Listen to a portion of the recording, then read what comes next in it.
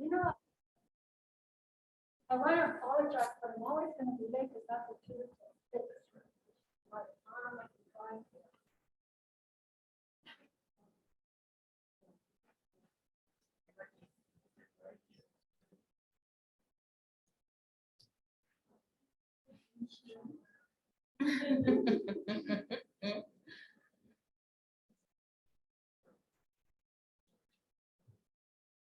Chair, I'd like to inform you that you do now have a quorum. Commissioner Perez is here. Thank you so much.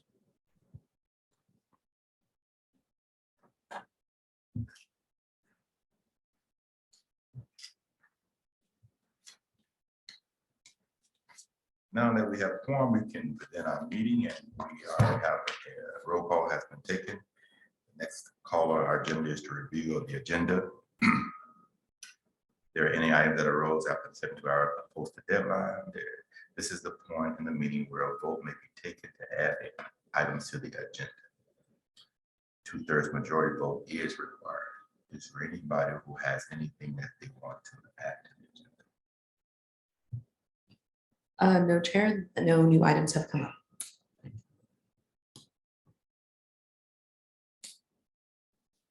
Public comment? Members of the public wishing to address the commission on matters within the jurisdiction of the city of Seaside, but not on this agenda, may do so during this public comment period for up to 3 minutes. Comments on specific agenda items are held until that item. For the public record, please state your name. Chair, no members of the public are present either in person or in Zoom. Thank you so very much. Public comments are now closed.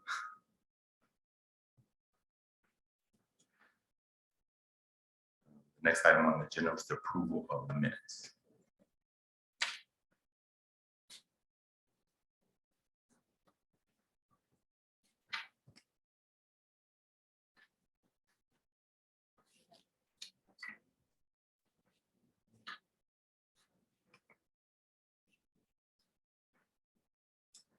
The minutes were posted in the packet online.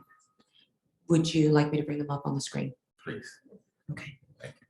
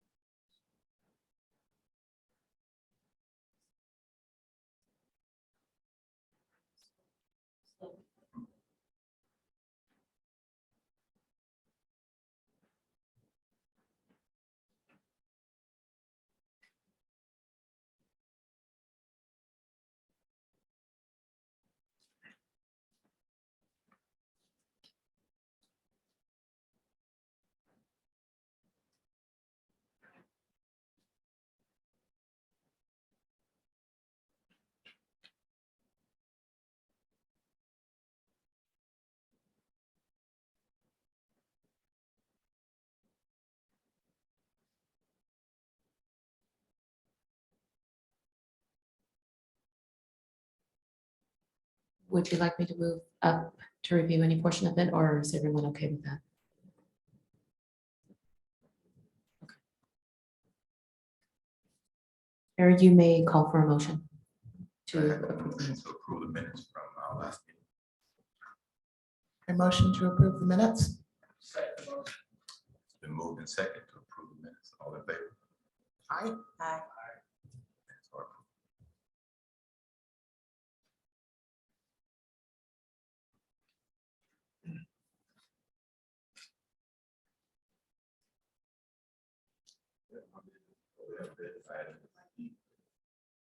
Have a business item, the election, elect a commissioner to serve as vice chair to the Committee Safety Advisory Commission. Nominee recommendations to nominate a commissioner to serve as vice chair of the commission per CSAC Municipal Code 2.14.110.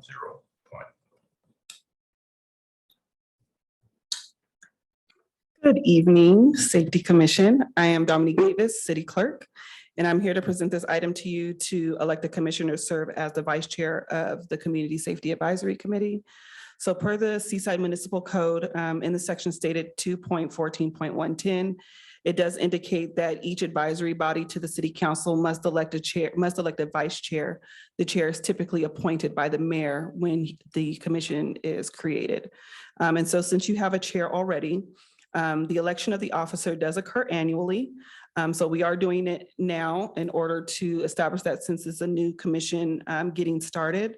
But in the event of vacancies or absences, then the vice chair will serve as the chair for the meeting for that purpose. So this item is to bring to you that process. And so even though these items, the process was included in your packet, I will review that with you as well tonight. So the chair, to explain the role of the vice chair as you think of nominating yourself or a fellow commissioner, the chair is responsible for presiding at the meetings, establishing the agenda with input from the police chief, city council, staff, and other commission members, calling the special meetings, signing commission documents, and reporting to the city council as needed.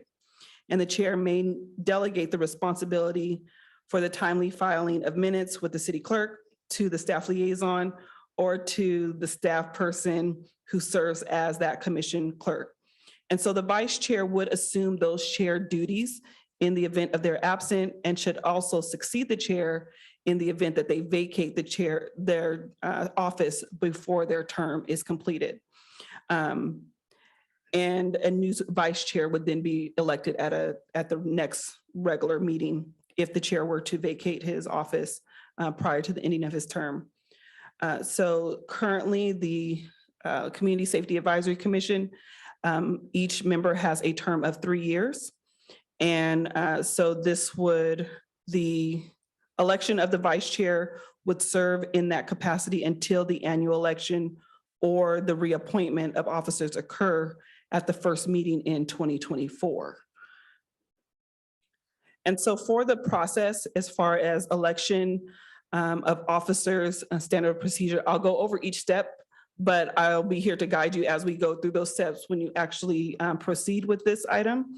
The committee chair, or if there's no chair, the person who had called the meeting to order will ask for nominations for the office of chair.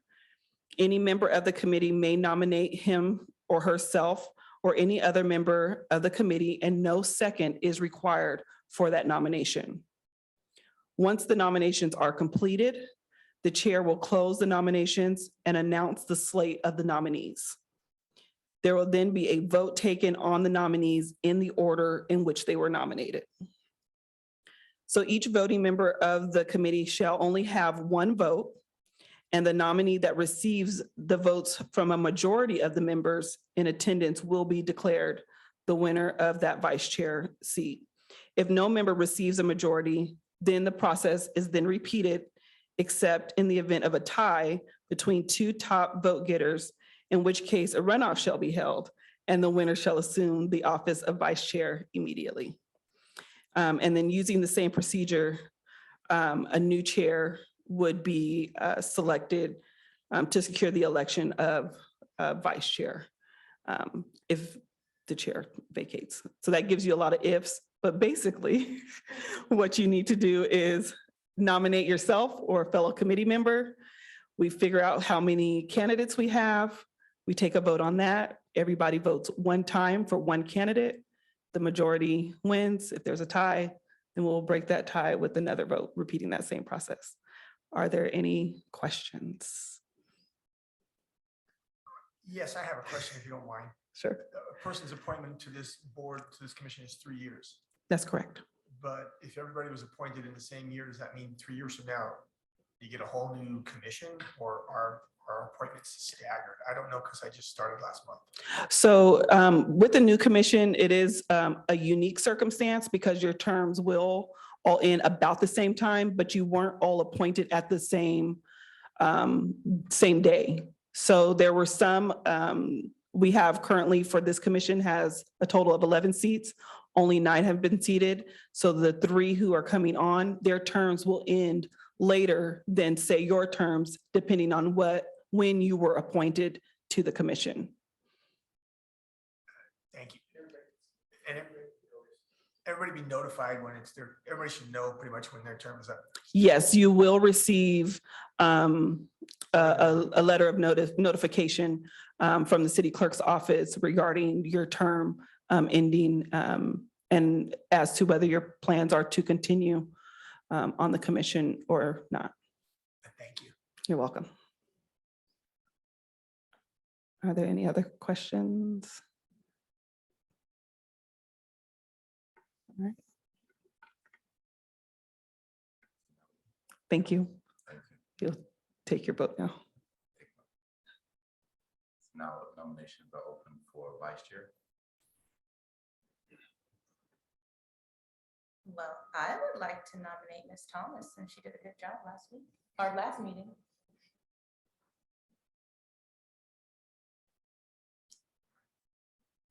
As a point of discussion, since we have a gentleman for the chair, we should have a maybe a lady for the vice chair. That's just fair. Equitable. So are you nominating Ms. Thomas Yes, as of well? course. Yes, I. All right. And then, so, Commissioner, we only have one nominee for vice chair. So now we have a vote. All in favor? Well, all who, let me say this. All who vote for Ms. Thomas as vice chair? Commissioner Thomas as vice chair. Aye. It is unanimous.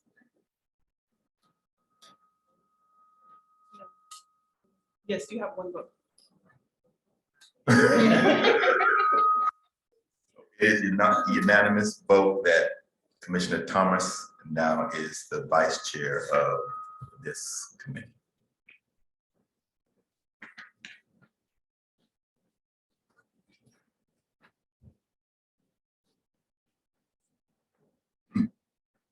That was great. As we move on to number 7, report from commissioners. And we will start at my left, Commissioner Commissioner Velasquez. Velasquez. So I did have a couple of things. I have been in email contact with Chief Bridges. I probably didn't mention this when I introduced myself last meeting, but I am the mother of an autistic child. He is higher functioning, he is verbal, but I also do have other children that are very important to me that are, say, more severe and nonverbal. And so because of that, I recently have been sent information regarding a program by the name of Answer Inc. Because I've been looking for resources for my own child. And one of the things that they offered was training with police officers regarding children with special needs and adult children with special needs, especially those in mental crisis. And so I really would like this to possibly be an item discussed on a future agenda to see what the city of Seaside is doing regarding that. And what else could be done in the future.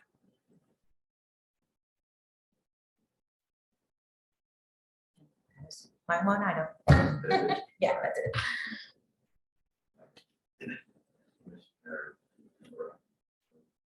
Amaranti. I was privileged to attend the Broadway Avenue Improvement meeting actually just last night, and it's going to be very interesting. I think it could turn out to be really well to have a street that functions for all users, whether it's public transportation or bicycles or folks that are handicapped or just people walking. And of course, there are some concerns with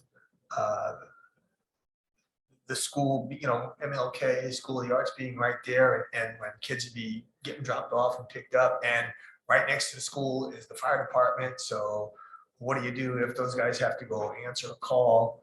So I would hope that we would be anxious for good results from our Broadway Avenue improvement project because it seems like a good idea to make the street accessible to everybody.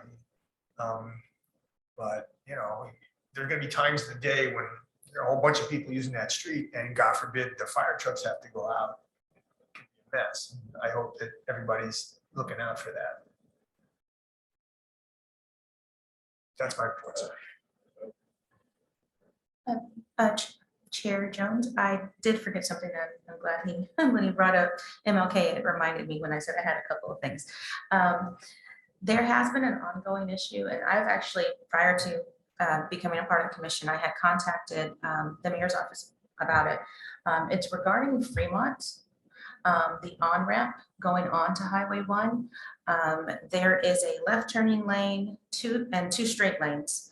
But what is happening is the far right straight lane, it has been, I guess, kind of split up organically into a straight lane and a turning lane to maybe go into Seaside High or to go on to Fort Ord.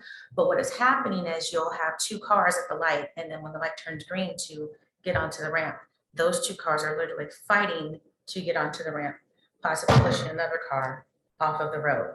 And so when I had contacted the mayor's office previously about that, I was asking about possibly having lines drawn to where it's actually designated like, okay, this lane is going to be split into two, it's going to be a straight lane, and then those in the turning lane have to turn or, you know, face some consequence of a ticket or something like that.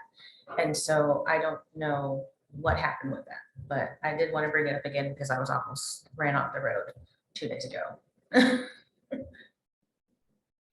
Definitely, that's our chief.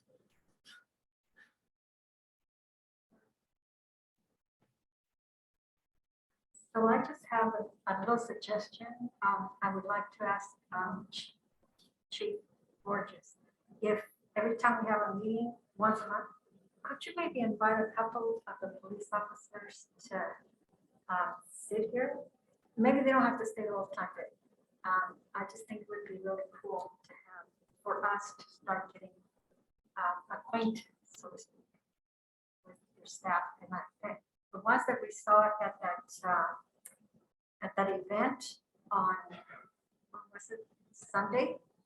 That was really awesome. I was able to see a face with a name and hear of all the great things that that particular officer has been doing. So I just think that that would build a lot of positivity. I don't know if that's possible.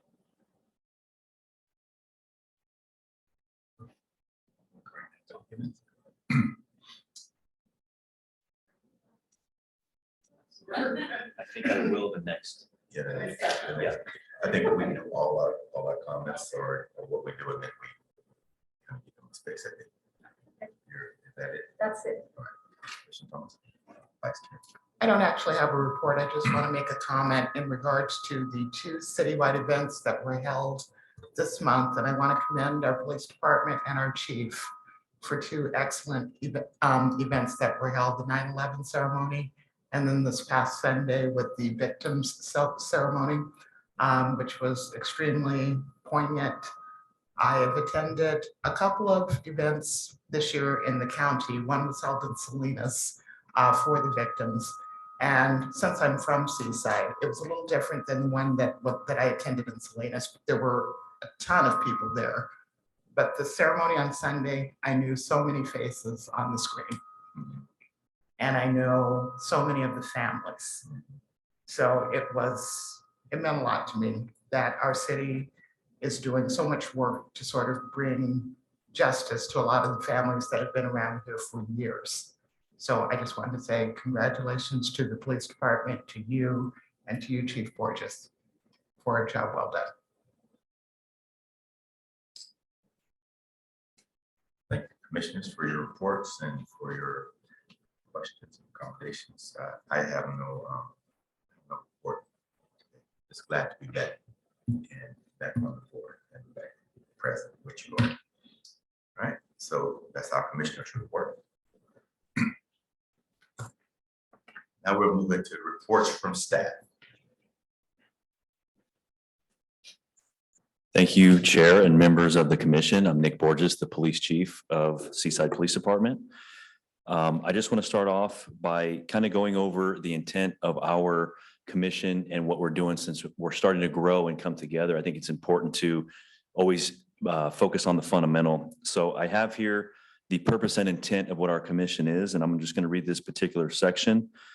And it states to provide a forum for police community interaction, enhance public safety, and increase equity in community safety policies. To address public safety and related issues concerning the Seaside Police Department policies, procedures, practices, and community relation strategies in order to enhance our residents' quality of life. To promote and encourage open communication and the building of a positive relationship with members of the community and those who have sworn to protect them. And to recognize the public safety through policing is a shared responsibility. And that is directly from our guidelines. And I think it's really important that we're all starting to come together and build this commission. I would like to start by echoing what Commissioner Thomas discussed about our events. And again, the 9/11 event was a truly shared event with police, fire, and the leadership of the city. The event on Sunday is something a little bit different. It really is isolated to our police department. Something I'm very passionate about. I'm very familiar with the tragedies that have occurred over the years in Seaside before I was here, in some cases before I was even born. And it is a mission of mine and our department to do what we can to resolve these issues. So we're working very diligently on that, and no one will be forgotten. And it was a very positive event. It was a very emotional event, but it was needed for Seaside. I have heard through the years that so many people in Seaside always feel forgotten. They feel that they're just not good enough. If their relative was murdered and they were from a different neighboring city, maybe they would get more attention. And that is unacceptable to me. It's unacceptable to our department, and we won't stand for it. So we're constantly seeking justice for our community members. I just want to add, today, earlier in this room, we had a swear-in ceremony for two of our commanders, Commander Justin Pasconi and Matthew Doza. We invited the community. This would be a great opportunity for our commission, when they can, to be present for those, to see these folks, and quite frankly, to see their, to meet their families and to see the human side. One of our commanders had his father pin his badge, which is a very intimate thing for a police officer to have their badge pinning. And another commander had his young daughter right behind me pin his badge. So it was a very beautiful thing to see a police officer outside of work, but still honoring their job. So we'll make sure to get invites to you guys personally. We always post stuff on our social media, the Seaside Police and Fire page, on Twitter, Facebook, and Instagram as well. To Commissioner, if I can call you Commissioner Mimi, is that okay? Or Velasquez? Absolutely. I'm happy to always share the type of things we do. We all train in dealing with folks with special needs and autism, but I'm always looking for new opportunities. So if you have something that could benefit our officers, we're always open to looking at additional enhanced training. We understand, even from the state, when they mandate certain things, sometimes they don't have the best training. There's always new opportunities. So we're extremely open to all that stuff and serving our community members the best we can. There was some comments about Monterey Road as well. That's that turnoff that's been an issue since the Seaside Highlands really developed, and that became an issue there. And you're 100% right. It's sort of turned into a suggestive, if you'd like, you can make a right turn because of the width of the road.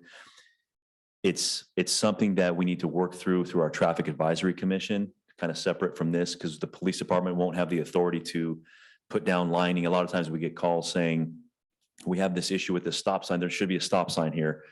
Well, the police may agree with that, but we don't have the authority to actually put a stop sign out in the street.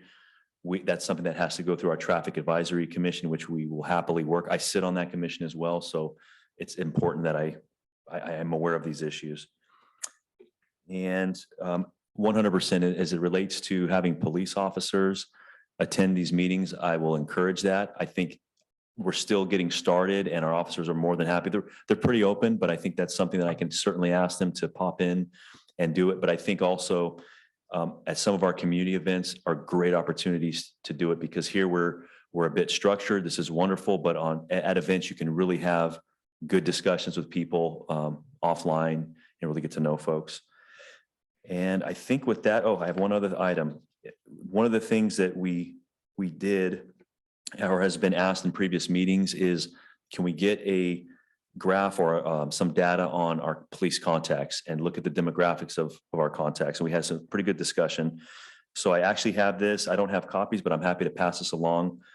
But what I do have is we are required for every police contact that we have, whether that's somebody calls us, whether that's we contact somebody on a traffic stop, on the street, whatever that may be, we have to document that. Part of that documentation is the demographics of a person, their gender, their race. It even goes even deeper to that, but the key things. So I have a report that we have since January of this year, and it's difficult to show from here, but what I will share with you, and I'll let you look at this, is the predominant police contacts that we have here in Seaside is Hispanic in terms of race. The secondary is white or Caucasian. Third is African-American or Black. And I believe Asian. And again, these are the terms that's used in the system. These aren't my terms of identifying. This is what's actually used. And Asian. Of that, what I can show you or tell you is since January, there have been 904 contacts of Hispanic, 562 of white or Caucasian, 232 of Black or African American, and 68 of Asian. There's also some contacts of Native American, 4, Pacific Islander, 38. And we contact on an average basis much a higher volume of male than female. We have contacted 1,226 males and 598 females, and one, the description here is trans girl. So again, this is the data of the contacts of Seaside. And as I mentioned before, this report is not surprising to me. But again, to understand this data fully, if we or me as a police chief to look at this and say, well, we've contacted far more Hispanics than we have Asian or whatnot, I would have to look at each one of these contacts to see. And I can already tell you by looking at this, some of these are people calling the police. So these are people calling the police to a location. Seaside has approximately 47% population of Hispanic. It's not uncommon to see a high number in that area. White, there's also a large population of that as well. But these are the numbers on its face of what they are. And I don't have a report yet that I'm familiar with on how to pull these back further, but I will look into it. The system does track all this stuff. This is reported to the state, but I do have this and I can pass that along the commission to look at. And we can email it to you as well, so you can have that. But I'm happy to print those out and just to take a look at those if there's inquiries or concerns or things of that nature and share. And with that, that is my report. And do I take questions? And I'll take any questions if you have any. I don't have a question, but I would like to have this printed out for my records because I don't really have a computer. You're welcome to have that copy as long as the commission is happy with it.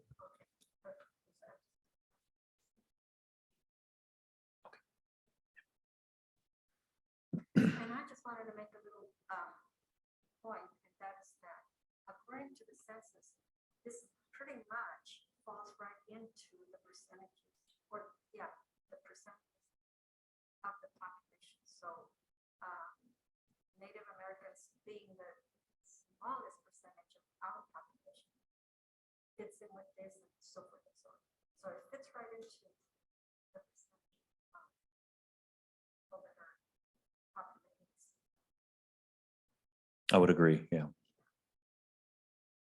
Hi, Chief, you take another question about a community resource specialist. Last meeting, you mentioned that the city is hoping to hire a community resource specialist, and that person might be the one who would facilitate like neighborhood watch meetings and getting a program like that to become more active in our city.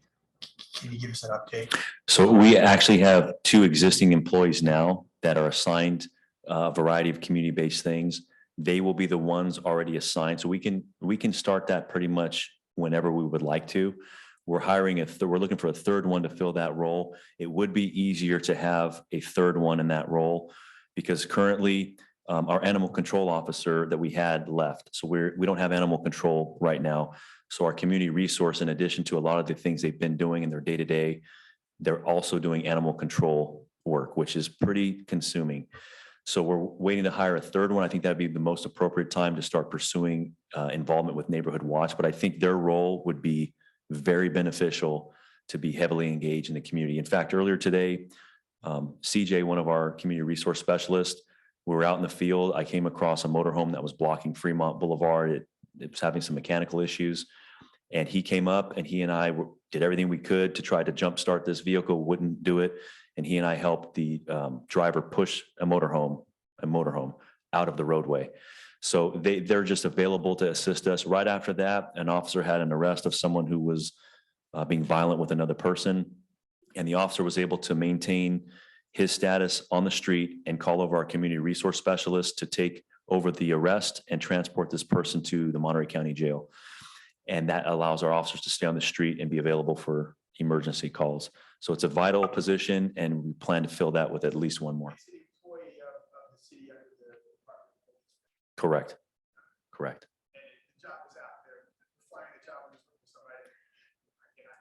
Yes, we have two. And again, you may call the police or know someone who's called the police for an issue that doesn't require a lot of investigation. And if the police are tied up, our community resource specialists can respond to that as long as there's no investigative follow-up there. They can come and take a report and get your incident taken care of. Yes. Do you have a job description available so that I can pass it on to people that might be interested? I do. We can happily get you one. I know you don't have a computer, but we can connect offline and make sure that you get a copy of that job description. Yes. And can you also email that job description out? Yes, we can. Okay. Yeah. I don't know if they're out in the hallway. They're on the city's website. And what is the title? It's Community resource specialist. Okay. We went away from officer about a year plus ago because there were some questions from the community if it's an officer or do they have powers of arrest and are they, of that nature. So we changed it to specialist to really distinguish them differently than police.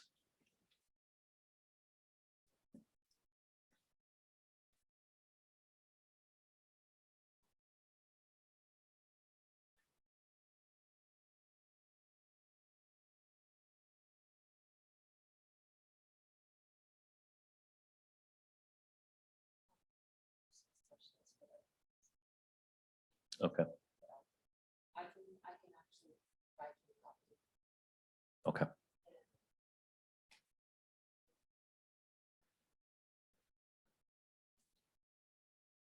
One quick question.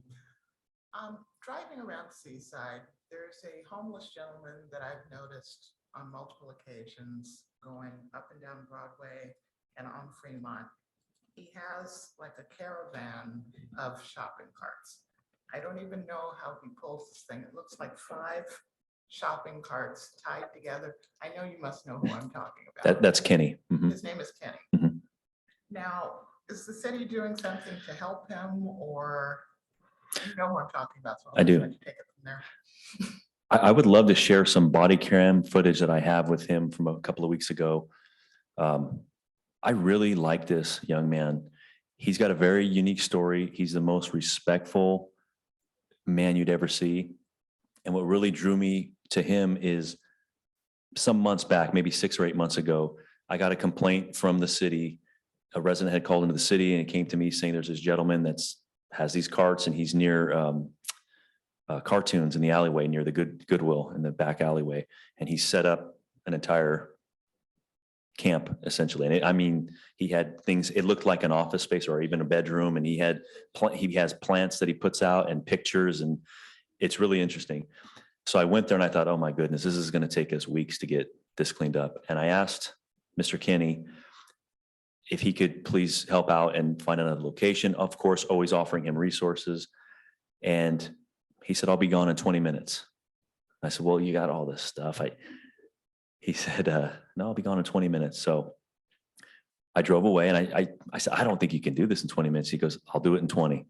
And I drove away and I set a timer. I just thought, I want to see if he does it. And I told him, if you can do this in 20 minutes, you need to use me as a reference and you need to apply for the city of Seaside to work for our public works department.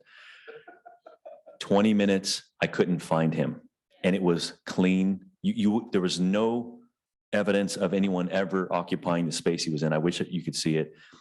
So I had this encounter with him a couple of weeks ago and he was parked on San Pablo, just east of Fremont on the side, kind of occupying, and he set up cones and he had his plants out and he was listening to the Notorious B.I.G. on the radio. And we had this incredible encounter and I'm going to try to figure out a way to share that with you guys, the body cam, because it's on record. I haven't watched it, but I just know he was so grateful because I told him I've been looking for him because I really want him to apply for the city of Seaside. I gave him my card. Yes. So there's good news with him. I won't get into his details, but there's very good news. He prefers to stay on the street. That's a lifestyle he's chosen. He wants to. And he was really eager to put in an application for the city of Seaside. And I really, my word is gold with him. If he does, I hope he uses me as a reference because I've never seen a person work so hard. And he says his cart's not heavy and he can take it everywhere within a minute. It's heavy. There's so many things there, but for him, he's so fit that it's like, he'll push that thing down and be gone. And he's the friendliest guy. So to answer your original question, yes, we've offered him all the resources. He's very content in his position, but I think he's got some desire to try to move forward. And I would love for him to be an employee of the city, some capacity. I have a little, this is just a comment, but if he is, he's actually an expert at living on the street, and I was wondering if he knows what it is that other homeless people, could do, maybe tips to stay safe and to stay like when it rains, what does he do, stuff like that. If he has some kind of a little stove, how does he cook and not get everything burned up? I just think that he has skills. And he might be also on top of being employed by the city of Seaside, also be some kind of advice to other people that are unfortunately homeless. Yeah. I don't disagree at all. I think he's an incredibly smart guy and I don't disagree with that at all. Do you think it would go along with having like the weekly or somebody make a little, I don't know, an article, write an article about? Would it go with that? My instincts would say probably not. He's pretty private, but I don't know that. It's something I can talk to him when I see him, if I can find him. But I do see him, and when he's out, you can't miss him. But when he's not around, you can't find him. But I do know he's got some family that live in town and people that do care deeply for him. But that's something I can have a conversation. He's just there's just a feeling if you've never spoke to him before, and you just can see there's so much potential for him to do well. And I think he just needs that motivation to do that. But at some point, I'll try to figure out how I can share the body cam footage of that so you can see that encounter. An interesting and just a great young man, in my opinion. If I can say something, my son and I used to actually get him breakfast when he was located at Dollar Tree. Until he got, of course, kicked off of that property. And yeah, he really can clean up in 20 minutes. I've seen him actually clean up faster. But he is a really great person to talk to. Very pleasant, very polite. There was actually an altercation that we witnessed where another homeless person that was also, I guess, set up at Dollar Tree. There were actually 3 of them. So it was Kenny and then 2 others. And one of the others, I guess, was verbally attacking the other. And he stood up for him and he said, we can share this space, but you're not going to do that. You're not going to intimidate someone, basically like we're all on the street. It's not okay. So he's very, very protective. And yeah, he's actually a really, really good person. And sometimes we'll see him walking with his carts through the dealership. And usually I want to say at least 3 of them are recycle carts, which is a lot of times why he has it, because he's recycling plastic bottles and aluminum cans. So yeah.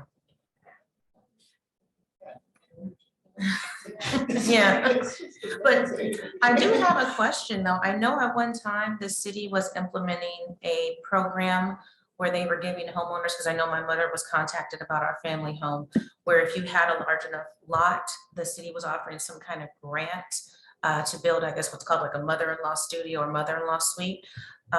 Is the city still doing that? And if possible, could that be a resource for him where, you know, it's not a large home, but I mean, maybe a small home that he might actually want to live in? Being that I guess the city would pick or helps to pick tenants once they're made, because it's supposed to be under like the affordable housing. But if that would be an option for him. I'm not familiar with that specific grant. I know of some other discussions that have happened, and city council have worked very hard to try to get programs in place. But I will say for Mr. Kenny and a lot of the folks that I speak to, many of them will deny services. They'll deny certain options. We have a family and community support team, and one of our main technicians, Mr. Derek Elder, will tell you firsthand. We call him all the time for situations like this. I don't know what the exact percentage is, but if I had to put a guess of a percentage, I would say 98% of people refuse services. And it's probably higher than that. Most people that I've encountered here in Seaside, and we have a lot of new people that are coming in town, but most people like Mr. Kenny, I know this is a decision they've made. Some people, they have issues with addiction, mental illness, combination of both, but they will not want to go and get off of the street of what's going on personally. All we can do is try. We can't force it upon them. But I will say that the city of Seaside, and I'm not speaking from the police department, I mean as a whole, is the leading city as it relates to trying to provide assistance to those in need. The things that we do here, we're the first city to adopt a family and community support team, and they are your direct access to resources, to therapy, to counseling, you name it. So we have everything in place. We're a pioneer on the peninsula and really the state in that field. And if there's options and help that we can get people, we are getting them, and we work directly with that program. So we page them out. I know page is kind of an old term, but the dispatch center, when we go to a call or there's something of that nature, immediately we're calling them. They go beyond just people who need resources. These are things of de-escalation. So if we get a call and we say, this isn't really a police issue, the police shouldn't be responding to a young person that's refusing with a parent to go to school. This is something that is a little bit strong to have a police officer with a badge and gun enter a home of a 9-year-old who slept in. Maybe this is something for somebody who is a trained social worker to go in and try to assist that family in helping this young person and work with the schools. So we use them for a variety of things. They're incredible, but I don't know if that answered your question, but It does. okay. I have another comment. Since it seems that it's true that a lot of the homeless want to kind of be free, and that's why they're out and not wanting to go to the provider shelter, so to speak. But is there like a campsite somewhere that that would be like safe and yet have them have a place available? Because otherwise they will be like at the Costco parking lot and stuff like that. There are shelters. Most of the shelter beds are completely occupied. We have the Salvation Army in Sand City and Seaside. They're a phenomenal tool. It's been some time, it's been months, but on Fridays, they serve breakfast in the morning, they serve lunch and a dinner. And I've spent time at their facility in Sand City, having breakfast with many of our unhoused folks there and talking to them. There are resources that are all around. There's not a specific campsite to send people. And I would just say in Seaside, when we have had those types of campsites occur, there's a lot that comes with that. And I'll give you an example. There was one campsite that started and it wasn't lawful, but we kind of accepted it in the beginning. It was out on, well, that's different. That was later on. This is one where it was just campsites. There wasn't RVs associated with it. What happened is that community grew very, very quickly. They started tearing down trees in the area. They made it what they call their own city. They established a mayor, very similar to our quorum here. They gated this particular property that was owned by the city. There was a doorbell. They had in Seaside on First Avenue, right kind of across where the abandoned thrift shop is. To the left is First. It was back in those woods parallel to the freeway. And then when crime started to occur, there was some sexual assaults, there was some very violent attacks there. And then we started getting reports. And once we went back there and realized what had developed, it was pretty scary. It was a small city of unhoused, and they kind of established their own world with their own rules. And that's what I have to always caution people. We always want to be compassionate. And I believe we have to be compassionate, but we also have to keep public safety in mind. Another example is here at the corner of Fremont and Canyon Del Rey across from Safeway. That's a constant issue. And that was kind of an overflow from campsites that people couldn't see from the roadway that were occurring inside the actual camp across from the little ravine that's down there. We got a report one day, this is some years ago, maybe 4 or 5, maybe a little longer, of a missing person. I remember the gentleman's name. And then one of the homeless people we spoke to said he was, he drank too much and died, and they buried him there. And it was at Laguna Grande, kind of deep in the wooded area in between Monterey and Seaside. And sure enough, we found him there, and he had mummified and had been there for a long, long period of time. And the unhoused community there just moved on because they kind of had their own lifestyle. The other issue we had, and this is not in that distance of time, this is maybe a few years ago, the people that were hanging out, we were constantly trying to work with them with our public works to get them resources and have them relocate. Not only is it a bad image to the city, but the other issue is it's so close to the park.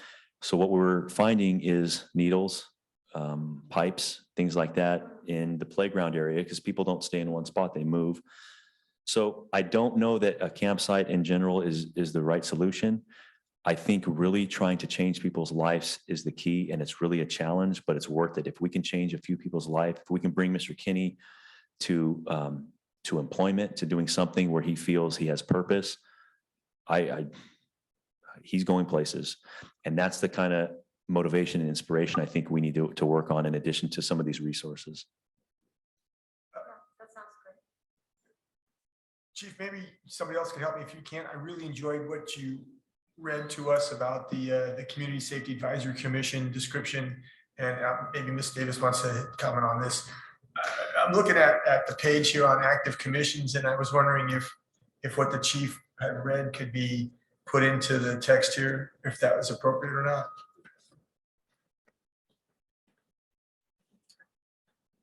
Thank you, Commissioner. So the text that you're referring to is the Board and Commissions Handbook. Yeah. So there is, in our online version, we do have links to, because what Chief Borges read is a part of the ordinance that the City Council adopted in creation of the commission, and every active commission with the city has a section of the municipal code that describes their purpose, intent, and a description of what they do and how they're made up. But we can also separately provide that portion of the municipal code to you as well. But there is an online version that has a link that'll show you, just because the municipal code is thousands of pages long. And of course, on the online version, it says last Wednesday of the month, 6 p.m., right? Yes, All right, thank you. yes. Appreciate that. Thanks. Any other questions for staff? Thank you, Chief Borges, for your report and for your being available for us. I just have a question for the, I probably should ask this question before I close the statement, before I close this time. I think this commission, I think, would be benefited by meeting not only police officers, but the safety advisory officer, what do you call them? Specialists as well, community resource specialists, and I think that if we could put a name, and they don't have to stay long. I mean, we could just probably get a meeting or just a meet and greet with them. And that would be, I think that would be helpful for us, as well as for them to know that as a commission, we're here to assist them.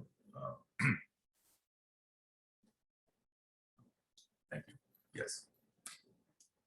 Thank you, Chair. I also wanted to note that the family support practitioner, Derek Elder, is also the staff liaison for our homeless commission. And so he will also be able to tie their objectives to the concerns that have been voiced this evening and may be able to speak to that if he were to make a presentation to the commission, if that's what you so desire. That'd be great. I would really like that. That would answer a lot of our questions. Give us a little more insight into. Thank you. Statements, thank you, Chief. So that's a report from staff. Any other questions from staff? Right. The next item on our agenda is review of upcoming citywide events.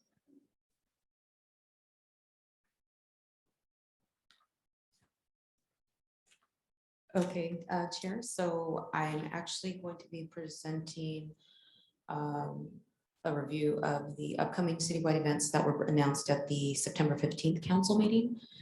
Due to the fact that the previous items have already passed, I'm going to start with today's event, which again, repeating what the chief had spoken to earlier, we had our promotional swearing-in ceremony of our newly appointed commanders, Justin Pasconi and Matthew Doza.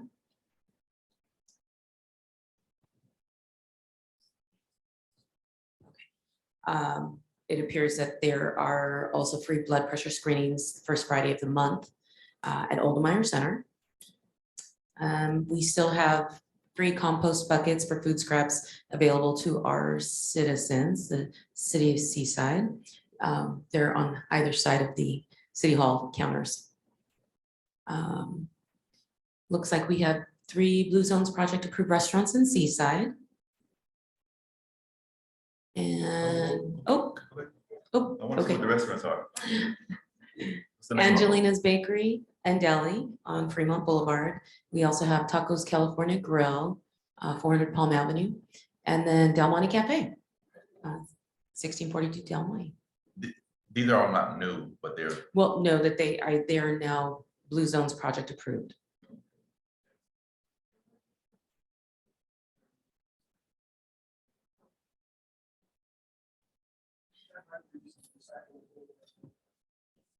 Yes. Okay, and looks like these are the Seaside happenings. We are past the 17th with the park cleanup. September 29th, Wine at 5 event at the Tacos California Grill. And that's tomorrow, 6 to 7. Wait, it's supposed to be at 5.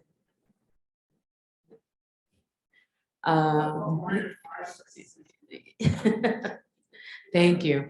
And I think the other events have already passed. It's on Del Monte, just before you get to Broadway. If you're coming from Monterey, it's the very first street before you get to Broadway Avenue. Midas is across the street. Googie Grill is just before, so you'll pass Googie Grill and you make a right. It's Palm.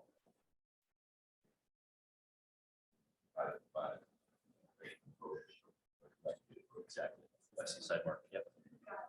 Could I get a copy of that? I actually have an NAACP meeting tomorrow that I would like to make those announcements about the restaurants, and actually the upcoming events for September have passed already. Do you have October schedule ready or? Not until the 6th meeting. Okay, but I would love to make that announcement and pass it on to my membership. Okay, I do believe that it's also, if, right, it's on, we can send it to her. Okay.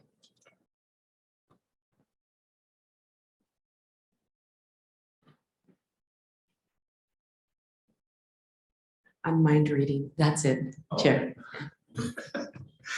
Thank you. I received that mentally. That's good. So for all of us who are not Facebookers and Twitterers and Instagrammers, we still require paper.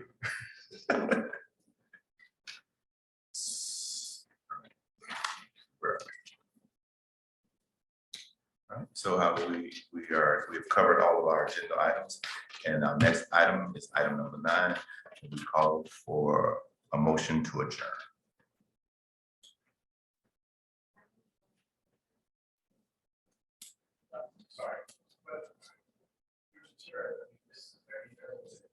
Need a motion. It's been moved and second that we adjourn. All in favor? Aye. Right, meeting adjourned. As just a reminder, I'd like to remind you all that the next regularly scheduled meeting will be October 26th at 6 p.m. And we will be meeting here in council chambers. This is the spot. And you know what? I do want to apologize to the group, but I cannot make it here at 6 o'clock, so I'm always going to be late. Because I tutor all the way till 6.